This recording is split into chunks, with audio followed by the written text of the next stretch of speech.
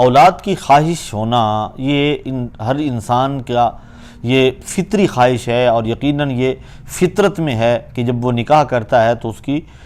سب سے بڑی جو خواہش ہوتی ہے وہ یہ ہوتی ہے کہ اللہ اسے اولاد عطا فرمائے۔ اچھا، ہوتا یہ ہے کہ اگر شروع میں مس کیریج ہو جائے یا ایسے کچھ معاملات ہو جائے تو اس کے بعد پھر دوبارہ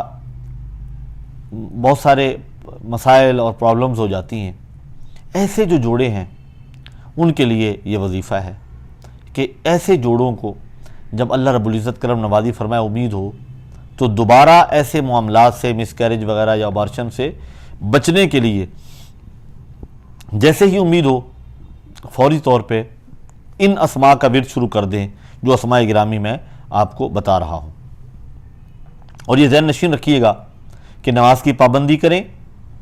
درود پاک کی کثرت کریں، اور ہر وہ ہماری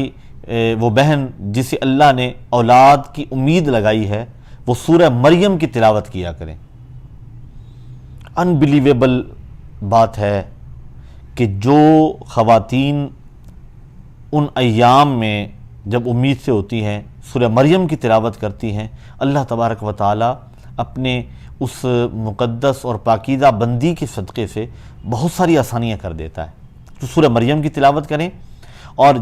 وہ جو وظیفہ ہے، وہ جو اسماء گرامی ہیں اسماء الحسنہ میں سے، وہ ہے یا حافظو یا حفیظو،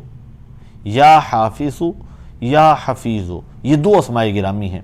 ان دو اسماء گرامی کا ورد کریں۔ ہر نماز کے بعد ایک تسبیح کم از کم، یعنی 500 مرتبہ جو ہے نا وہ ہو جائے گا دن میں، اور چلتے پھرتے جب یاد ہو، گھر کے کام کاج کر رہی ہیں یہ پڑھتی رہیں۔ انشاءاللہ العزیز اللہ رب العزت آپ کی کوکھ میں پلنے والے اس بچے کی حفاظت فرمائے گا، اور خیر و عافیت سے انشاءاللہ العزیز وہ سارے معاملات بہت اچھے انداز میں انشاءاللہ وہ سارے معاملات ہوں گے اللہ کی کرم اور فضل سے۔